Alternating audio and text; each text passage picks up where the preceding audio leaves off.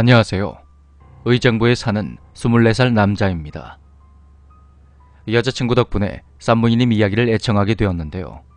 제 경험도 제보해 보겠습니다. 너무 어릴 때라 정확히 기억나진 않지만 당시 유치원을 다니고 있었으니까 한 7살 정도였을 겁니다. 그때 저는 외할머니를 무척 잘 따랐는데요. 외할머니께서는 절 항상 아껴주셨고 제가 실수나 잘못을 해도 괜찮다고 다독여 주시곤 했습니다.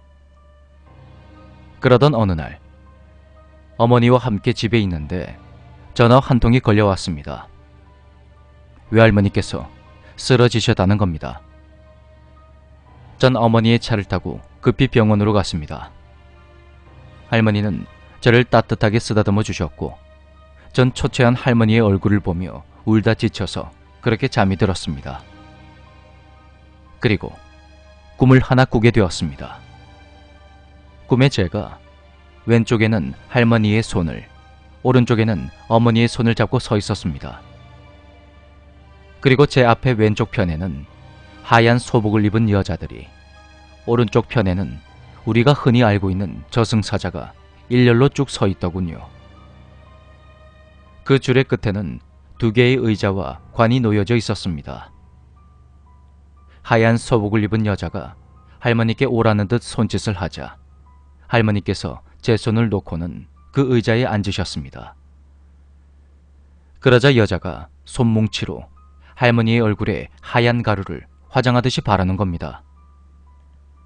그리고 잠시 후 저승사자가 손가락으로 관을 가리키자 할머니는 저를 보고 웃으시더니 반쯤 열려져 있는 관 안쪽으로 들어가서 누우시는 겁니다. 그런데 여자가 이번엔 어머니에게 손짓을 하더군요. 전 왠지 이 손을 놓으면 어머니마저 관에 들어가고 그러면 난 혼자 남을 거란 생각이 들었습니다. 전 울고불고 떼를 쓰면서 어머니를 말렸습니다. 그러자 흰 소복 차림의 여자와 저승사자가 일제히 저를 째려보며 마구 소리를 지르는 겁니다. 순간 잠에서 깨어보니 제가 어머니 차 안에 앉아 있었습니다. 그런데 어머니 차가 앞에 있던 트럭과 사고가 났더군요. 그 사고로 차는 심하게 훼손되었지만 전 다친 곳 하나 없이 멀쩡했습니다. 다행히 어머니 역시 이마에 가벼운 상처만 나셨죠. 어머니께 꿈 이야기를 해봤지만 할머니 앞에서 그런 소리를 하지 말라며 된통 혼만 났습니다.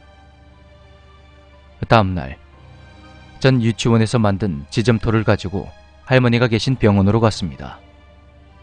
지점토에는 할머니 빨리 나으세요, 사랑해요 라는 문구가 적혀 있었던 걸로 기억합니다. 그날 할머니와의 대화를 끝으로 할머니는 그렇게 돌아가셨습니다. 여기까지가 제가 실제로 겪었던 실화입니다. 어릴 적 저를 무척 아껴주셨던 할머니가 아직도 그립습니다.